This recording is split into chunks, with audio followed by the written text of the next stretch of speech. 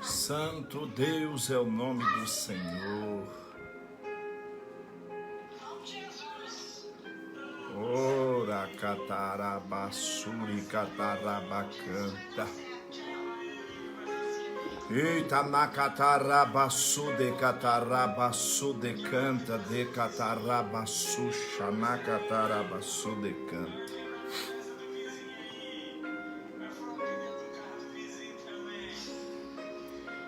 Eita glória, amém? Cumprimento a todos os irmãos na gloriosa paz do nosso Senhor e Salvador Jesus Cristo, amém? Estamos aqui para iniciar mais uma live, amém? Nesta sexta-feira, amém? Feriadão, onde muitos estão em casa, né? Mas nós estamos aqui para glorificar o nome do Senhor. Eu creio que Deus vai bradar nessa noite como tem bradado na vida de muitas pessoas, né? Eu quero ser um canal de bênção nessa noite para a tua vida, para o teu ministério, né? Você que está entrando agora e novamente a paz do Senhor, para que Deus possa abençoar a sua casa, a sua vida, a sua família.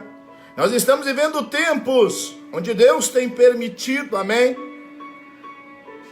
Nós reservar um tempo da nossa vida para que nós vamos estar com a nossa família, buscando e orando nas madrugadas. Em Provérbios, a Bíblia disse: eu amo os que me amam e os que de madrugada me buscam me acharão.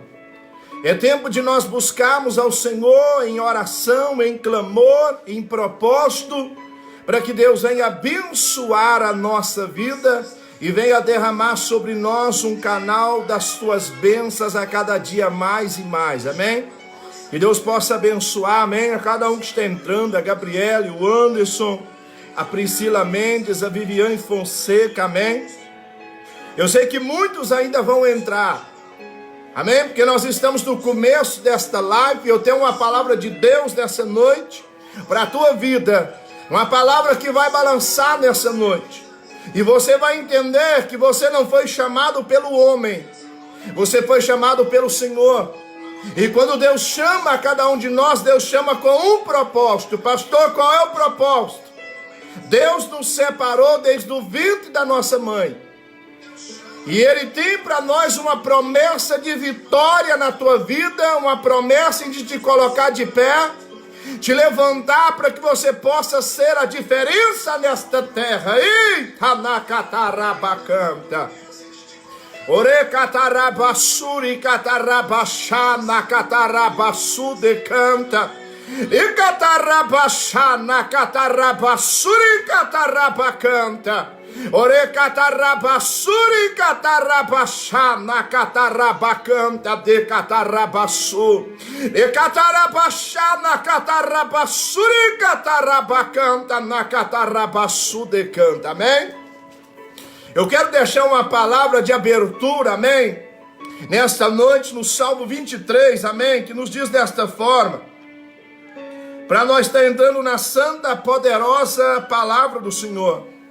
Nós estamos vivendo os tempos da nossa vida que a maior revelação dos dias atuais de hoje é a palavra de Deus. E muitas pessoas às vezes não adquirem o que está na palavra. A maior revelação nos dias atuais de hoje, se nós abrirmos a Bíblia, o Senhor tem falado conosco pela sua palavra. E nós vamos viver promessa, nós vamos viver milagres, nós vamos viver manifestações, a qual estão dentro da palavra, porque Jesus disse: aquele que crê em mim, não fará os mesmos sinais que eu fiz, mas fará maiores. Nós estamos vivendo tempos na nossa vida, pastor, então por que não acontece? É porque as pessoas já não acreditam mais em poder. As pessoas já não acreditam mais que o Espírito Santo opera, que o Espírito Santo age. E eu quero nesta noite que você entenda algo, que Deus te trouxe aqui nessa noite para trazer algo ao teu coração. Para Ele dizer para ti que as promessas dele estão de pé. E para que você possa tomar posse desta vitória, amém? Salmo 23 diz assim: o Senhor é o meu pastor e nada me faltará. Deitar-me faz em verdes pastos, guia-me mansamente às águas tranquilas, refrigera minha alma. Guia-me pela vereda da justiça por amor do seu nome. Ainda que eu andasse pelo vale da sombra da morte, não temeria mal algum, porque tu estás comigo. A tua vara e o teu cajado me consolam. Amém? Vamos fazer um minuto de oração nesta noite de hoje, para que Deus possa entrar dentro da tua casa, abençoar a tua vida, em nome de Jesus, Pai. Nós estamos aqui nesta sexta-feira, Pai, com o coração aberto. Nós estamos aqui, meu Deus, para render graças ao teu nome. Senhor, eu te agradeço por cada pessoa, meu Pai, que está, meu Deus, conosco nesta live. Senhor, eu te agradeço, meu Pai, também, meu Deus, porque por causa das nossas orações, pessoas que não estão, meu Pai, estão sendo alcançadas. E eu determino que nesta noite, Pai, o Senhor venha bradar como o Senhor nunca bradou. E o Senhor venha fazer coisas grandes, meu Pai, que ainda o Senhor não fez. Mas nós clamamos nesta noite agora, Pai, abre o canal da revelação. Senhor, da palavra, da profecia, Pai, aquilo que o Senhor tomar na minha boca hoje, e aquilo que o Senhor me mandar dizer debaixo de uma autoridade, Pai, eu quero ser profeta aqui nessa noite. Eu quero ser profeta, Deus, para entregar tudo, ó Pai, que o Senhor me mandar nesta noite. Eita, nacatarabacanta. Oracatarabasuri catarabachá, nacatarabacanta, decatarabasuri catarabachai. Pai, nós clamamos ao Senhor, meu Pai. Visita, Pai, esta família, Pai, supre as necessidades. Pai, não deixa faltar o pão, não deixa, meu Deus, ó Pai, da mesma forma, Pai, que o Senhor mandou Elias a Serepta, Pai amado Deus, manda, Pai amado Deus, a providência. Meu Deus, ó Pai amado Deus, que seja que o Senhor venha mandar um maná, Senhor.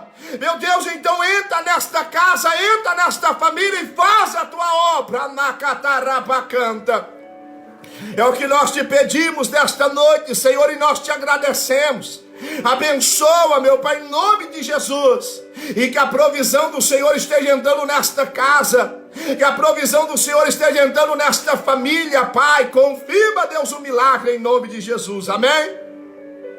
Abra a sua Bíblia sem perda de tempo nessa noite. Deus tem uma palavra para mim e para você nessa noite, no livro de Êxodo, no capítulo 3, para que nós possamos entender o que Deus está requerendo dizer ao nosso coração. Deus fala com Moisés por meio da sarça ardente, amém? Êxodo capítulo 3, primeiro, e apacentava Moisés o rebanho de Jetro, seu sogro, sacerdote Mídian, e levou o rebanho para trás do deserto, e veio ao monte de Deus, Horebe, e apareceu-lhe o anjo do Senhor em uma chama de fogo, no meio de uma sarça, e olhou, e eis que a sarça ardia, e a sarça não se consumia. E vendo o Senhor que virava para lá para ver, brandou Deus ele no meio da sarça, e disse: Moisés, Moisés. Ele disse: eis-me aqui. Disse: não te chegues para cá, tira os teus sapatos dos teus pés, porque o lugar que tu pisas é terra santa. Quando nós entramos neste pequeno texto da palavra, no livro de Êxodo, capítulo 3, para nós entendermos esta palavra, eu tenho que voltar um pouquinho na Bíblia para você entender. A Bíblia fala que Moisés, quando ele nasceu, Faraó havia perseguido agora todo o povo judeu, sendo criança. Faraó deu uma ordenança para que morresse naquele tempo. E nós começamos a entender que Joquebede, quando ela teve Moisés, ela coloca Moisés dentro de um cesto. Todo mundo conhece essa história, mas para você entender onde eu quero chegar nessa noite, Deus vai falar contigo. Quando Moisés é colocado dentro daquela cesta, a minha Bíblia fala que Miriam, sua irmã, acompanhou aquele cesto sobre o rio Nilo. Nós começamos a entender que Moisés, quando estava dentro daquele cesto, Moisés correu perigos, irmãos. Perigos que aquela água tinha, mas porém eu vejo uma mão de Deus estendida para guardar a vida de Moisés. Pastor, eu não estou entendendo o que o senhor está querendo dizer comigo nessa noite. Eu quero que você entenda que quando Deus tem uma promessa, que seja na vida de Moisés, na minha vida e na sua vida, a mão do Senhor sempre estará sobre nós, nos livrando de todos os perigos, de todas as ameaças que Satanás sempre tem se levantado contra a nossa vida, porque Deus está no controle de todas as coisas. E a minha Bíblia fala: e quando aquele cesto desce o rio, a filha de Faraó era acostumada a descer naquele rio para se banhar, ela e as suas donzelas. Mas a minha Bíblia vai dizer que quando o cesto está descendo, a filha de Faraó não vê o cesto. Mistério da palavra, para que tu possa entender. Quem vê o cesto são as donzelas que estavam com as filhas de Faraó. Pastor, o que o senhor está querendo dizer que eu ainda não entendi, que eu ainda não peguei o mistério da palavra?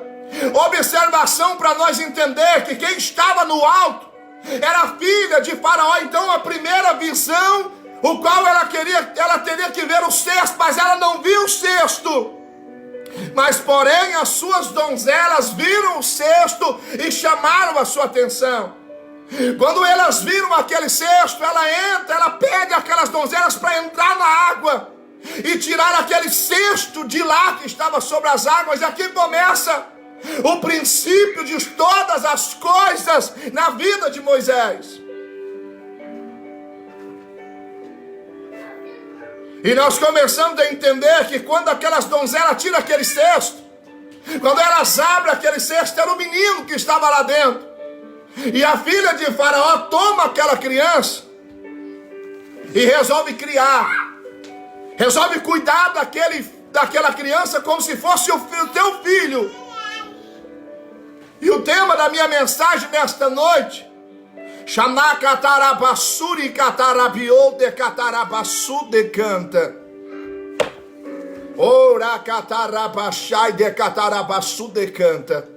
O tema da minha mensagem hoje será Deus resgatando profetas.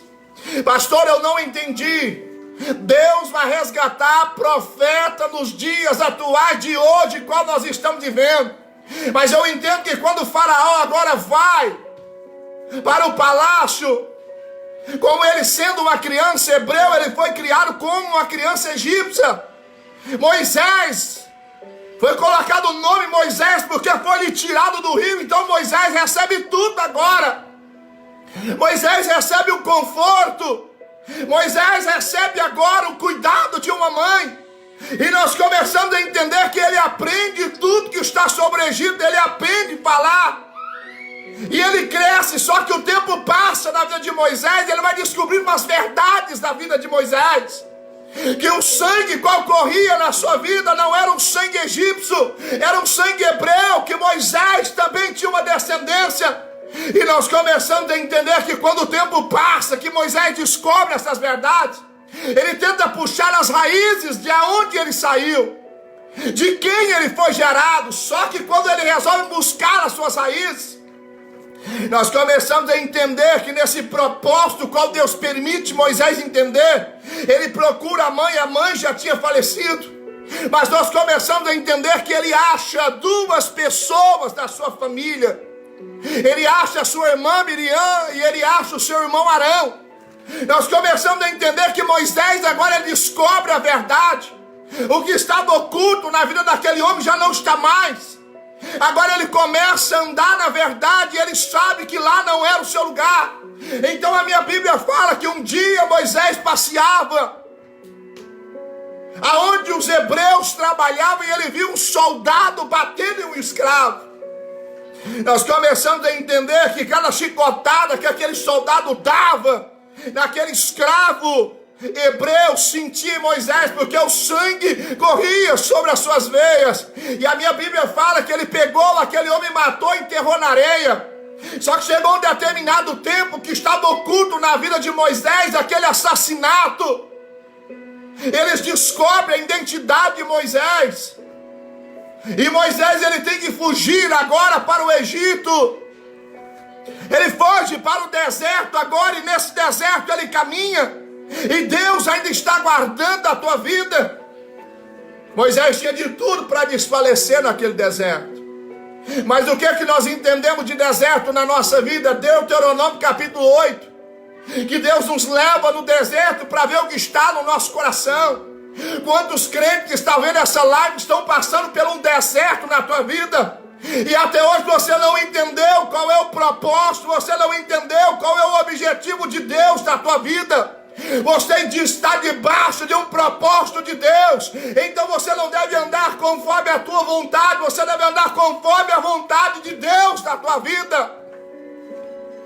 Só que para a vontade de Deus, para nós andarmos debaixo da vontade de Deus, às vezes Deus pede algumas coisas da nossa vida que às vezes nos dói, nos machuca, nos fere. Deus começa a provar Moisés agora, até quando ele chega em mim diante do seu sogro. Ele conhece Jetro agora, ele chega. A Bíblia fala que ele vê uma fonte. E nessa fonte agora ele dá água para aquelas ovelhas. A Bíblia vai dizer que ele conhece as filhas de Jetro. Vai para sua casa, a bondade de Jetro alcança Moisés.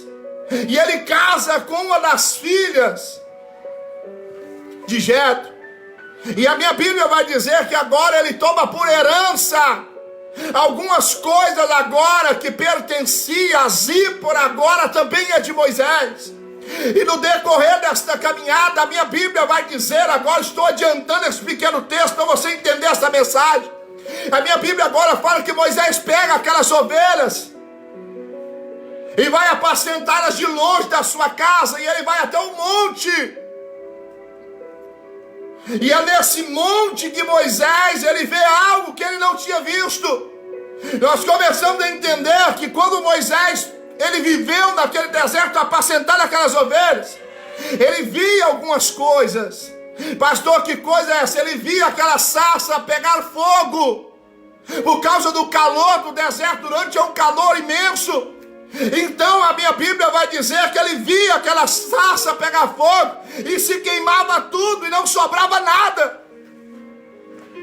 Só que a minha Bíblia agora vai dizer aqui na palavra, no capítulo 3, que apareceu-lhe o anjo do Senhor em uma chama de fogo.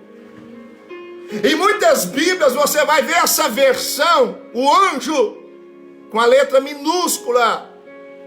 Então ele vai simbolizar, são qualquer tipo de anjo, mas quando você vê nesse pequeno texto, anjo com a letra maiúscula, não está referindo a qualquer anjo, está referindo ao anjo do Senhor. O próprio Deus, ele veio ter um encontro com Moisés, e numa pequena chama de fogo, a minha Bíblia fala que ele desce sobre uma sarça. E o fogo havia pegado naquela sarça, mas ela não se queimava. O que nós podemos entender dessa sarça? Naquela sarça tinha algo a mais, ela tinha resistência. Ela tinha uma resistência onde o fogo estava sobre as suas folhas, onde o fogo estava sobre os seus galhos, mas não se consumia. Nós começamos a entender que nessa sarça havia uma resistência sobre ela. Resistência de quê, pastor? De suportar o fogo sobre ela. Deus te trouxe aqui nessa noite para você entender que todo crente na sua vida tem que ter resistência. Quantos crentes que não têm uma resistência, e a hora que Deus vier ao teu encontro, talvez você não vai suportar o fogo, talvez você vai desfalecer. Talvez se você não tiver uma resistência, você não vai suportar quando Deus aparecer e brandar como uma tocha de fogo sobre a nossa vida. O que é que nós trazemos resolução desta palavra? Que todo crente, ele tem que ser como uma sarça, aonde o fogo desça sobre ela, mas ele tem mais ainda, ela vai ter uma resistência para suportar o fogo. Você não entendeu, né? Deus está dizendo ao seu coração nesta noite, irmão, quantas lutas tem balançado, digamos, a sua sarça, e Deus tem visto que uma coisa você não tem tido resistência, você não tem passado pelo teste de Deus na tua vida, você não tem suportado o fogo de Deus sobre a tua sarça. Então Deus está querendo dizer a mim e a você que você não está tendo a resistência que você precisa ter na tua vida. Pastor, como eu faço para absorver essa resistência na minha vida? Essa resistência você somente vai absorver em vida de comunhão com o Pai, com o Filho, com o Espírito Santo. Essa resistência na tua vida você só vai adquirir quando você abrir mão de algumas coisas da sua vida e dizer: Senhor, eis-me aqui, estou eu preparado para receber o fogo do Espírito Santo. Irmão, você não está entendendo. Você não está entendendo o que Deus quer trazer aqui nessa noite para você entender. Não adianta você ser uma sarça bela, irmão, mas não ter a resistência de Deus. Você não suportar o fogo, você não suportar a luta, você não suportar a provação. Então para que você pede? Deus, me dá um ministério de fogo. Mas será que quando este fogo descer sobre a tua vida, Deus está te perguntando: será que você vai estar preparado? Será que você tem uma resistência de Deus para suportar este fogo? Há uma necessidade nesta noite de nós termos uma vida de resistência na presença do Senhor. Nada com Deus é fácil, irmão. Às vezes, para receber algo de Deus, tudo na nossa vida tem um preço. E este preço diante de Deus, às vezes, é muito caro. Deus quer que você entenda nessa noite. Abriu de mão de tantas coisas da tua vida, mas ainda não tem resistência. Abriu mão de tantas coisas da tua vida. Talvez a sua sarça está bela, talvez a tua sarça está robusta, mas tem te faltado algo da parte de Deus. E este algo que tem te faltado se chama resistência na tua vida. Irmão, quantos crentes que não têm resistência. Aí às vezes está orando: Senhor, me dá o teu fogo. Senhor, me dá a capa de Elias. A hora que a capa descer, se você não tiver uma resistência, você não vai permanecer na presença, você não vai suportar o peso desta capa. Deus está dizendo que Deus te chama hoje para que você venha ter uma vida de resistência na minha presença, para que você venha ter resistência do Espírito Santo nesta noite. Eita, na catarabacanta. Está entendendo o que Deus está dizendo? Cutuque esse irmão que está do seu lado, diga: resistência. Diga: é algo que Deus não te dá, é algo que você tem que adquirir. Moisés estava acostumado a ver o fogo no deserto, mas ele pegava sobre a sarça e consumia. Mas quando ele olha para aquela, o fogo não consumia ela. O que chamou a atenção de Moisés era a resistência que aquela sarça tinha. E eu te pergunto nessa noite, que tem te chamado a tua atenção, o que tem te trazido mais perto de Deus? Será que a resistência? Deus quer manifestar algo na tua vida para você entender por intermédio da resistência. Sem resistência não suporta fogo. E para você suportar algo na tua vida, no teu ministério, na tua chamada, você tem que ter uma resistência de Deus na tua vida. Deus está falando algo no meu coração. Sabe por que muitos casamentos hoje não suportam? Porque tem faltado resistência na tua vida. Qualquer coisa é motivo de você falar: eu vou largar, eu vou separar. Eu vejo que no teu casamento não tem resistência, tem faltado resistência da parte do Senhor na tua vida.